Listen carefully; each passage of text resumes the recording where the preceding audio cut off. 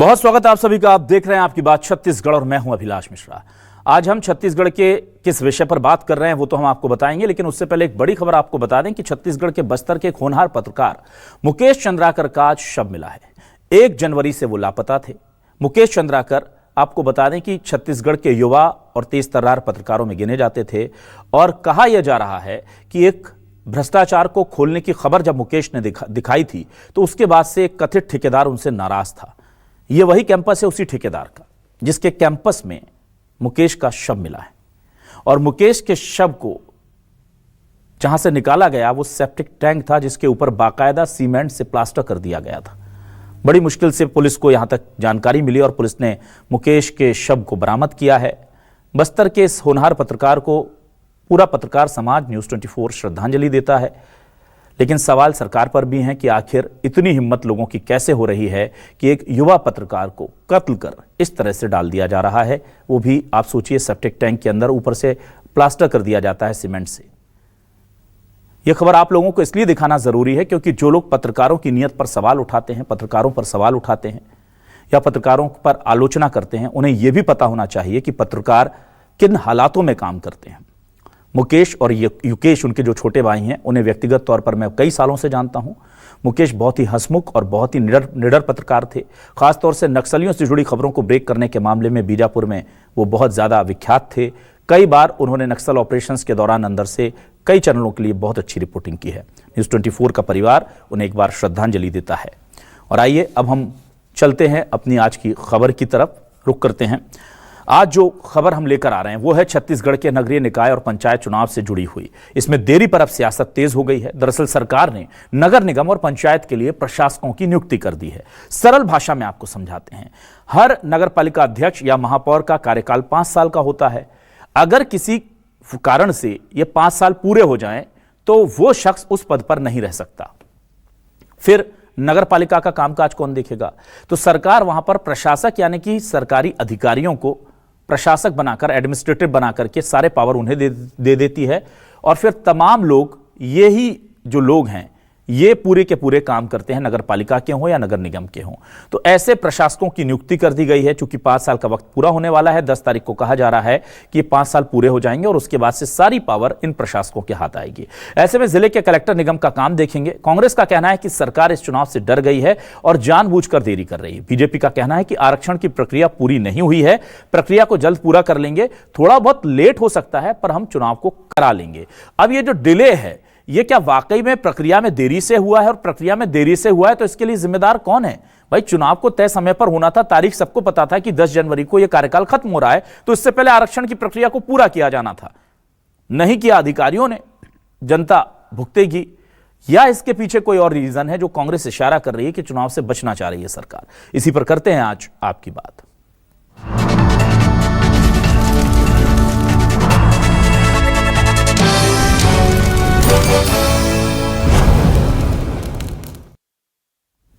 इस पूरे मामले को लेकर कांग्रेस हमलावर है। पूर्व सीएम भूपेश बघेल कह रहे हैं कि बीजेपी डर रही है और वो इस चुनाव से बचना चाहती है, इसलिए इसे डिले पर डिले कर रही है और प्रशासकों की नियुक्ति ये बताती है कि वो समय पर ये चुनाव नहीं कराना चाहती, जितना हो सकता है उसमें देरी की जाएगी। उधर सीएम डॉक्टर विष्णुदेव साय जो हैं, सीएम विष्णुदेव साय ने उनका साफ तौर पर उनका कहना है कि ये थोड़ा बहुत डिले हो सकता है लेकिन आरक्षण की प्रक्रिया पूरी कर हम जल्द से जल्द ये चुनाव कराएंगे। कांग्रेस सिर्फ महज आरोप लगा रही है। दोनों के बयान सुनिए। चुनाव नहीं कराना चाहती सरकार, चुनाव से डर रही है। कहाँ एक देश एक चुनाव की बात कर रहे थे, ये स्थानीय चुनाव नहीं करा पा रही सरकार। तो ये इससे स्पष्ट है कि संविधान को मानते नहीं और गलत ढंग से विधानसभा में बहुमत के बल पर उसको 6 महीना आगे बढ़ाने का प्रस्ताव पारित कर लिया। ये असंवैधानिक कृत्य इस सरकार ने किया है। चुनाव टलेगा नहीं, थोड़ा सा डिले जरूर हुआ है, इसलिए प्रशासक बैठाना पड़ा है, लेकिन चुनाव होगा। बिल्कुल बस्तर के विकास के लिए सरकार वचनबद्ध है और 1 साल में वहाँ शांति व्यवस्था कायम करने में सरकार सफलता हासिल की है और उस क्षेत्र के विकास के लिए नियत निलाना योजना के माध्यम से सरकार की जो योजनाएं हैं उनको गांवों तक पहुंचाने में सरकार सफल हो रही है। और आइए देखते हैं आज के सवाल क्या है। सवाल लेकर आ रहे हैं आपके सामने। हमारे आज के सवाल ये रहे आपके सामने। नगरीय निकाय और पंचायत चुनाव पर तलवार, चुनाव में देरी के लिए कौन जिम्मेदार? निकाय और पंचायतों को चलाएंगे अफसर, कांग्रेस बोली चुनाव कराने से सरकार रही है डर। बीजेपी बोली आरक्षण प्रक्रिया होते ही चुनाव, कांग्रेस का नहीं चलेगा भ्रम फैलाने का दाव। निकाय और पंचायत चुनाव प्रक्रिया अटकी, चुनाव कराने में सरकार क्यों कर रही देरी? हमारे साथ तीन खास मेहमान जुड़ रहे हैं। आइए सीधे रुक कर लेता हूं और इन मेहमानों का परिचय आपसे करा रहा हूं। आज मेरे साथ कांग्रेस से वरिष्ठ नेता प्रवक्ता अमित श्रीवास्तव जी जुड़ रहे हैं। अमित जी, बहुत स्वागत करता हूं आपका। आज हमारे साथ बीजेपी से वरिष्ठ नेता प्रवक्ता उमेश घोरमड़े जी जुड़ रहे हैं। उमेश जी, आपका बहुत बहुत स्वागत है। और वरिष्ठ पत्रकार धनवेंद्र जायसवाल जी हमारे साथ जुड़ रहे हैं। धनवेंद्र जी, बहुत बहुत स्वागत करता हूं सर आपका भी। सबसे पहले मैं कांग्रेस के पास आता हूं। अमित जी, देखिए, खुद सीएम साहब कह रहे हैं, कल डिप्टी सीएम साहब अरुण साहब भी कह रहे थे, अरुण साहब जी का साफ कहना था कि थोड़ा सा डिले हो सकता है, हम चुनाव करा रहे हैं, थोड़ा बहुत डिले हो रहा है क्योंकि आरक्षण की प्रक्रिया चल रही है। आज सीएम भी कह रहे हैं कि देखिए थोड़ा बहुत दिक्कत है पर डिले कराने का कोई मकसद नहीं है। फिर बीजेपी पर आप इतने गंभीर आरोप क्यों लगा रहे हैं? कोई जानकारी है या कोई वैलिड वजह है, कोई ग्राउंड है कि डिले कराना चाहेगी सरकार इस चुनाव को? विलास जी कहते हैं ना, बहुत सी मजबूरियां दिख रही हैं, यूं ही कोई बेवफा नहीं होता। और दूसरा कि हमको उनसे वफा की है उम्मीद, हमको उनसे वफा की थी उम्मीद जो जानते नहीं कि वफा क्या है।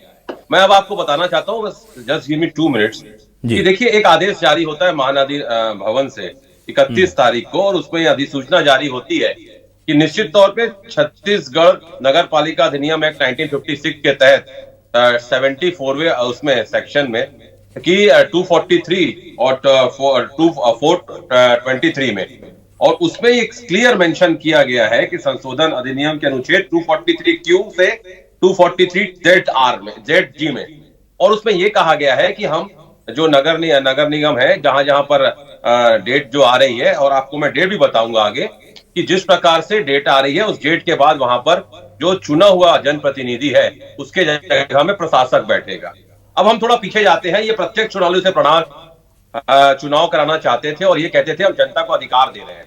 दूसरा, इन्होंने कहा हम बैलेट पेपर से कराना चाहते हैं, अब हम जनता को अधिकार दे रहे हैं, और अब चुनाव को बढ़ा दिया इन्होंने। और हम तो कह नहीं रहे ना कि आप चुनाव नहीं कराएंगे, लेकिन हमें पता था कि 3 जनवरी के राजनांदगांव का डेट पूरी हो रही है, वहां पर कार्यकाल खत्म हो रहा है। 4 तारीख के 6 जगह, बिलासपुर, जगदलपुर, रायपुर, धमतरी, रायगढ़, चिरमिरी, 8 तारीख के अंबिकापुर और 10 तारीख के कोरबा, मतलब इस 10 नगर निगम में सबको पता था। तो वहां तक स्थितियां गई क्यों? क्योंकि आपको चुनाव टालने थे। आप अभी घबराए हुए हैं क्योंकि अपराधगढ़ जिस प्रकार की सूचनाएं आ रही हैं, लगातार जो अपराध के कारण जनता में आपके प्रति, सरकार के प्रति रोष है, जिस प्रकार से लगातार हमने विधानसभा में देखा आप उसमें चर्चा नहीं चाहते थे, जिस प्रकार आप बड़े आपने वादे किए, हम 160 लाख मैट्रिक टन धान हम खरीदेंगे, और आज आप उसका आधा भी खरीद नहीं पाए हैं, तो लगातार किसानों में भी आक्रोश है। इन सब चीजों को देख के सरकार पूरी तरीके से डर रही है। दूसरा एक अहम प्रश्न उठाना चाहता हूं, वन नेशन की बात करने वाले एक स्टेट में नगरीय निकाय चुनाव नहीं करा पा रहे हैं, ये इनका दोहरा चाल चरित्र और चेहरा है। ठीक है, चलिए मैं आ जाता हूं उमेश जी आपके पास। उमेश जी, ये डिले क्यों हो रहा है सर? ये डिले जाहिर सी बात है कि अब प्रशासक आएंगे तो सवाल तो उठेंगे ना, और जो भी व्यवस्थाएं आपको करनी थी, जो भी सरकार को फैसला लेना था, क्या वो सही समय पर नहीं ले पाए जिसकी वजह से डिले हो रहा है?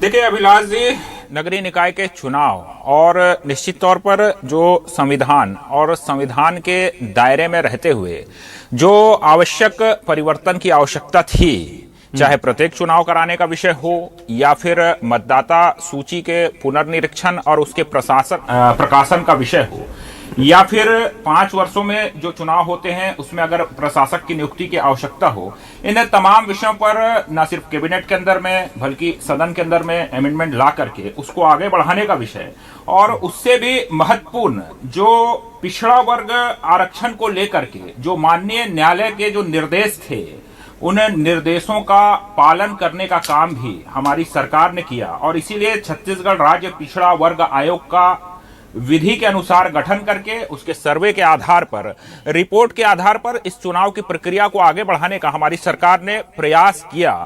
और मैं आपको यह भी बताना चाहूंगा कि यही संविधान, इसी कानून में, इसी न्यायालय के निर्देश में यह भी था कि यदि राज्य सरकार चुनाव आयोग को तय समय पर पिछड़ा वर्ग आरक्षण के विषय में जानकारी उपलब्ध नहीं कराती है, डाटा उपलब्ध नहीं कराती है, तो पिछड़ा वर्ग का आरक्षण भी शून्य हो जाएगा और उसके बगैर ही चुनाव आयोग चुनाव कराने के लिए बाध्य होगा। इन तमाम चीजों को ध्यान में रखते हुए राज्य सरकार ने इन तमाम व्यवस्थाओं को लगातार करने का काम किया, क्योंकि आयोग का गठन था, उसके सर्वे का भी विषय था और उसके बाद कैबिनेट में भी उस विषय को लाना था, फिर सदन के अंदर में उसको पास भी कराना था। तो इन तमाम प्रक्रियाओं के चलते जो विलंब हुआ है वही है। लेकिन जो चाहे संविधान का 74वां संशोधन हो या 73वां संशोधन हो, उसके तहत जो शक्तियां स्थानीय स्तर पर जो विधानमंडल को प्राप्त होती हैं, उसके आधार पर राज्य सरकार ने सही समय पर सही निर्णय लिया है और उसी कारण कुछ विलंब हुआ है। माननीय मुख्यमंत्री जी ने भी कहा है कि चुनाव विलंब से जरूर हो रहे हैं लेकिन जल्दी कराने का प्रयास है और मैं समझता हूं कि आने वाले समय के अंदर में बहुत जल्द ये चुनाव की घोषणा भी होगी और निश्चित तौर पर हम चुनाव के मैदान में उतरेंगे। और डरा हुआ सहमा हुआ कौन है ये तो आने वाला वक्त ही बताएगा। अभिलाष जी, आपकी आवाज मैं नहीं सुन पा रहा हूं। जी उमेश जी, आप मुझे सुन पा रहे हैं? आपका जवाब मुझे मिल गया है। उमेश जी तक क्या मेरी आवाज पहुंच पा रही है? जी, ठीक है उमेश जी। मैं जरा जायसवाल जी का रुख कर लेता हूं। जायसवाल जी, देखिए, बहुत महत्वपूर्ण सवाल यह है कि अब जाहिर सी बात है सरकार ने बहुत सारे नए प्रावधान, चूंकि आरक्षण के बारे में बताया उमेश जी ने, साथ ही साथ डायरेक्ट कराना है, बैलेट पेपर से कराना, बहुत सारी नई चीजें हैं।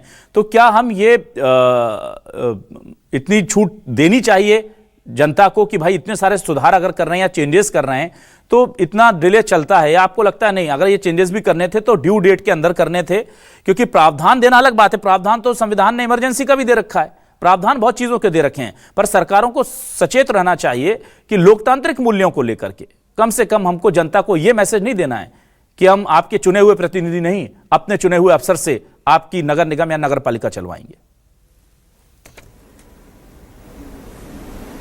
अभिलाष जी, सबसे पहले तो मैं आज बस्तर के वरिष्ठ और जांबाज पत्रकार मुकेश चंद्राकर की निस्तन हत्या हुई है, मैं उन्हें अपनी श्रद्धांजलि अर्पित करना चाहता हूं।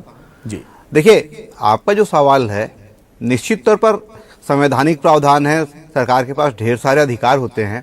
विधानसभा में बिल लाया गया, बिल पास करा करके 6 महीने के लिए चुनाव के समय बढ़ा लिए गए, लेकिन इससे ये पता चलता है कि प्रदेश का जो प्रशासनिक अमला है, जो सरकारी मशीनरी है, वो सरकार की मंशा को सही समय पर इम्प्लीमेंट नहीं कर पा रही है, ये मैसेज जरूर जाता है। राज्य सरकार की मंशा पहले दिन से स्पष्ट थी।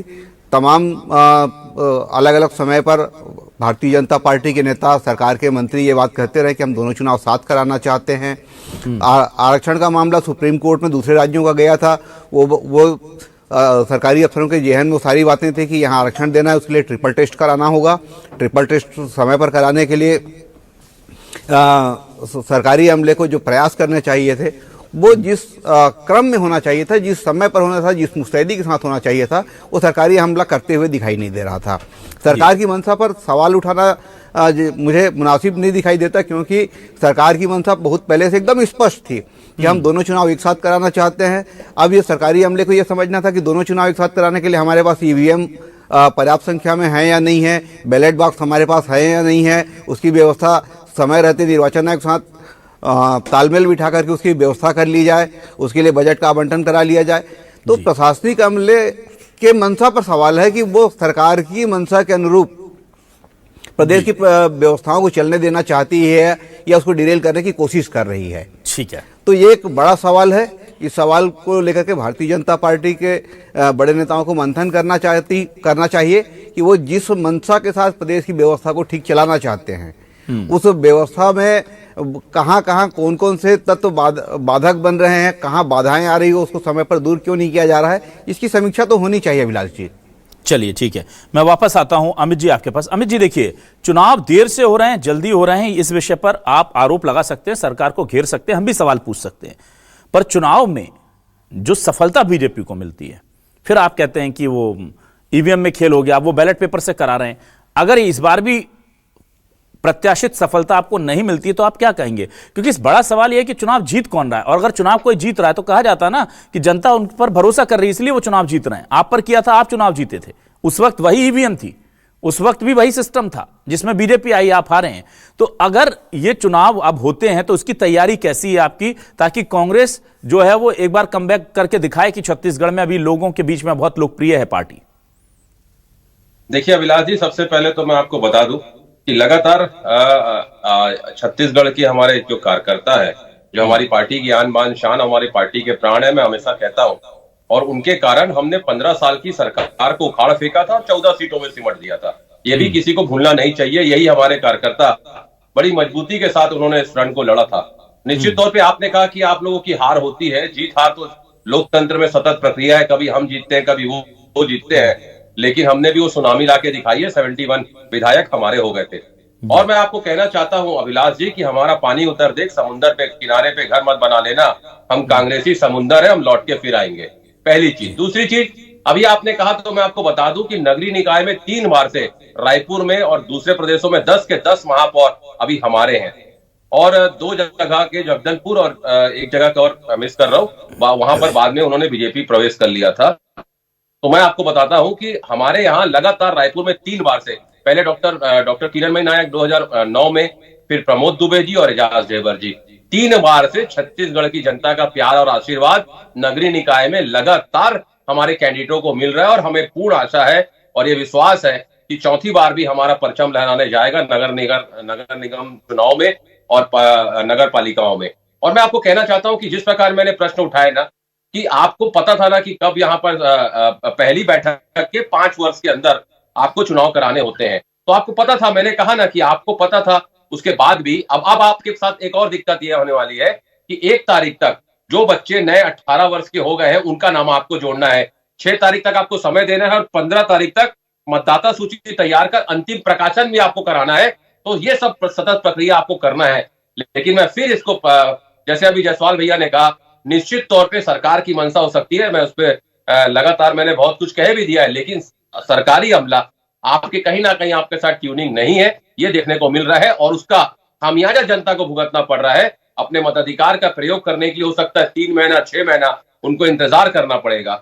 ये एक दुखद पहलू है। लेकिन मैं फिर आपके माध्यम से कहना चाहता हूं कि इनका चाल चरित्र और चेहरा जनता के समक्ष है, क्योंकि ये कहते जरूर है हम डायरेक्ट हम इलेक्शन कराना चाहते हैं, लेकिन ये आज भी मैं आपको बता दूं इलेक्शन से डर के भाग रहे हैं। ठीक है उमेश जी, देखिए अब जो अधिकार हैं वो प्रशासकों को दे दिए जाएंगे, और जाहिर सी बात है कि अब अधिकारी डिसीजन लेंगे, तो ऐसे में कहीं ये तो नहीं कि जनता के हितों की अनदेखी होगी, क्योंकि फिर वही बात है कि उन्हीं अधिकारियों के हवाले आप जनता के कामकाजों को कर देंगे जिन अधिकारियों के हवाले ये चुनाव प्रक्रिया थी जो तय समय पर नहीं हो पाई। तो फिर ऐसे में जनता को, क्योंकि जनप्रतिनिधि को जो वो आंसरेबल होता है जनता के प्रति, क्योंकि वो वोटर हैं उनके, वो जाकर के वोट करते हैं, तब वो जीत करके मेयर या नगर पालिका अध्यक्ष बनते हैं। अधिकारियों को वो डर नहीं होता। वहां पर सरकारी गाड़ी खड़ी है बाहर, ज्यादा से ज्यादा ट्रांसफर, इससे ज्यादा कुछ नहीं, बहुत हुआ तो 1-2 महीने का सस्पेंशन। तो एक जो रिस्पॉन्सिबिलिटी टुवर्ड्स द पर्सन्स है या पीपुल्स है, उसकी कमी की वजह से कहीं ऐसा तो नहीं होगा कि आपके लिए उल्टा पड़ जाएगा ये काम? नहीं, देखिए, बीते 1 वर्षों में जिस प्रकार से इस प्रदेश के अंदर में तमाम जनहित के कार्य हुए हैं, और सीधे तौर पर प्रशासक, क्योंकि संविधान के प्रावधान के तहत ही हमने प्रशासकों की नियुक्ति की ओर आगे कदम बढ़ाया है, और सीधे तौर पर उन प्रशासकों की जिम्मेदारी जवाबदारी बनेगी। और जनता, मैं समझता हूं कि जनता को कहीं कोई चिंता करने की आवश्यकता नहीं है। जिस प्रकार से पहले वो अपने जनप्रतिनिधियों के पास जाकर के अपनी समस्या को बता करके उसके निराकरण के प्रयास में अग्रसर होती थी, ठीक उसी प्रकार से प्रशासकों के माध्यम से वो अपने समस्या के निराकरण के लिए प्रयास कर सकेगी। और उसके अतिरिक्त भी तमाम और भी जनप्रतिनिधि हैं, तमाम विधायक हैं, चाहे वो भाजपा के हों, कांग्रेस के हों, निर्दलीय हों, और भी सांसद हैं, तमाम विषय है। तो जनता के लिए कहीं कोई कोताही नहीं बरती जाएगी, और जनता के हर एक काम किस प्रकार से सफलतापूर्वक हो सके निर्बाध रूप से, यह हमारी प्राथमिकता है। और जिस प्रकार से आरोप लग रहे हैं, अभी अमित जी कह रहे थे लगातार, लेकिन उन्होंने बातों बातों में एक बात बता दिया कि पानी उतरता देख और समुद्र वाला, तो यह तो स्पष्ट हो गया कि कांग्रेस कितनी खारी है और जनता उसका स्वाद चख चुकी है 5 वर्षों में। इसलिए कांग्रेस को उन्होंने उतारने का काम किया है सत्ता से, आने वाले समय के अंदर में भी जिस प्रकार से वादा खिलाफियां पुरानी इनको याद ही है, और जिस प्रकार से बीते 1 वर्षों में लगातार मोदी की गारंटी पूरा होने का विषय हो, जो हमने वादे किए थे, जो हमने कमिटमेंट किए थे, उन वादों को पूरा करने का विषय हो, या फिर लगातार नगरीय निकाय क्षेत्रों से लेकर के ग्रामीण क्षेत्रों तक जो विकास के काम हमने किए हैं, उसके आधार पर मुझे पूरा विश्वास है कि जनता भारतीय जनता पार्टी के साथ जाएगी। बीते 5 वर्षों में जनता ने यह भी देखा है, ये लाख दावे करें कि नगरीय निकाय में हमारे जनप्रतिनिधि चुन के आए, लेकिन जनता ने इस बात को भी महसूस किया कि 5 वर्षों में ना तो पूर्व मुख्यमंत्री भूपेश बघेल की सरकार ने एक नया नारियल फोड़ने का काम किया, और ना ही इनके तमाम निकायों के अंदर के जो जनप्रतिनिधि थे उन्होंने भी कहीं कोई विकास का एक नारियल रखने का, एक ईंट रखने का काम नहीं किया है। तो जनता समझदार है, और छत्तीसगढ़ की जनता हमेशा से समझदारी से निर्णय करती है। इसलिए कांग्रेस अपनी चिंता करे, हम अपने कार्यकर्ताओं के बूते चुनावी मैदान में उतरेंगे, और निश्चित तौर पर हमें पूरा विश्वास है कि हम नगरीय निकाय से लेकर के पंचायत तक निश्चित तौर पर भाजपा का परचम लहराएंगे। ठीक है, मैं जायसवाल जी आपके पास वापस आता हूं। सर मुझे ये बताइए, प्रशासकों के हाथ में जब नगर निगम नगर पालिका की डोर होगी तो वो सरकार के फेवर में जाएगी या अगेंस्ट में जा सकती है? और क्या यह भी एक बड़ी वजह है कि अगर जैसे बता रहे हैं अमित जी कि ज्यादातर नगर निगम पर कांग्रेस का कब्जा है, तो 3-4 महीने में अगर जितना भी वक्त लगता है, एक अच्छा कार्यकाल प्रशासकों के द्वारा लोगों की समस्याओं के निराकरण के द्वारा दे करके एक मैसेज भी कन्वे किया जा सकता है कि देखिए कांग्रेस के जो पदाधिकारी थे तब काम नहीं होता था, और बीजेपी ने जिन लोगों को बैठाया तो बीजेपी के अब जो अधिकारी हैं वो बहुत अच्छे से काम कर रहे हैं। तो ये एक बहुत अच्छा गोल्डन चांस भी हो सकता है, और ये क्या बैकफायर भी कर सकता है प्रशासकों को लेकर के, क्योंकि जनता तो इतनी अब समझदार है, उसे पता है कि अब मेरा महापौर या मेयर जो है उसके हाथ में कुछ नहीं है, उसका काम नहीं होगा तो वो सीधे तौर पर बीजेपी सरकार को जिम्मेदार मानेंगी, और अगर उसका काम होगा तो सीधे तौर पर क्रेडिट भी बीजेपी सरकार को मिलेगा। तो यह भी एक माइंडसेट पैदा करने की कोशिश हो सकती है क्या इस बीच में? देखिए, प्रशासकों की नियुक्ति हुई है। प्रशासकों की नियुक्ति के लिए जो आदेश जारी हुए हैं उसमें आपको विसंगतियां बताता हूं जी। कोरबा जिले में 3 नगर पालिकाओं का प्रशासक एक ही व्यक्ति होगा, कटघोरा एसडीएम। वो अपना एसडीएम का कार्यालय का काम देखेगा, 3 नगर पालिकाओं में प्रशासक के तौर पर काम करेगा। वो किस तरीके से मैनेज करेगा? एक व्यक्ति के पास 4 बड़ी जिम्मेदारियां हैं, उसमें 3 नगर पालिकाओं के प्रशासक का काम उनके पास होगा। वो 3 नगर पालिकाओं में प्रशासक के तौर पर काम करेंगे, और उसके अलावा अपना जो मूल काम है एसडीएम के तौर पर तहसील कार्यालय में, सब डिवीजन कार्यालय में बैठ करके प्रशासनिक मामलों को, लॉ एंड ऑर्डर को देखना, इसके अलावा राजस्व के मामले सुनना, ये सारी जिम्मेदारियां एसडीएम की होती है। तो वो उन कामों को देखेगा, 3 नगर पालिकाओं को देखेगा। तो इस तरीके से जो आदेश जारी हुए हैं, अधिकारियों को जो ये देखना चाहिए था आदेश निकालते समय कि कोई एक व्यक्ति की कार्यक्षमता कितनी हो सकती है, उसका भी ख्याल नहीं रखा गया। मुझे नहीं लगता कि सरकार ने ऐसा कहा हो कि इसी गाइडलाइन पर चलना है। ये तय करते समय ये देखना चाहिए था कोरबा में कितने सब डिवीजन है, और उनके जो एसडीएम्स हैं उसको अलग अलग नगर पालिकाओं में बिठाया जा सकता था, क्योंकि तीनों नगर पालिका एक ही सब डिवीजन के हैं। तो तीनों नगर पालिका में एक ही एसडीएम को ये जिम्मेदारी दे दी गई कि वो तीनों जगह प्रशासक होंगे।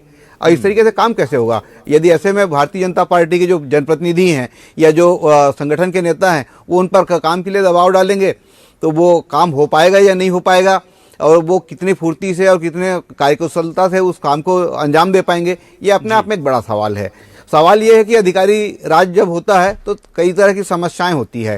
वो जनप्रतिनिधि यदि बैठे होते हैं, चाहे वो भारतीय जनता पार्टी हो या कांग्रेस के हों, सबको अगले चुनाव में जाने की लालसा होती है। उसका एक भय भी होता है कि हम जनता का काम नहीं करेंगे तो आने वाले समय में जनता का आशीर्वाद हमें नहीं मिलेगा। लेकिन प्रशासक के पास वो उसकी चिंता नहीं होती है। भारतीय जनता पार्टी के संगठन के नेता कितना प्रशासक पर दबाव बना पाएंगे, उनसे कितने जनहित के काम करा पाएंगे, ये कहना जरा मुश्किल है। क्योंकि देखिए, अधिकारी तो वो जो सरकारी नीति निर्देश बने हुए हैं, जो गाइडलाइन बने हुए हैं, जो नियम बने हुए हैं, उससे टस से मस होंगे, इसकी गुंजाइश कमी होती है जी। जनप्रतिनिधि होता है, वो मानवीय आधार पर भी निर्णय करता है और रास्ते निकालता है कि किस तरीके से जनता के काम हो सके, जनता के भलाई के काम हो सके।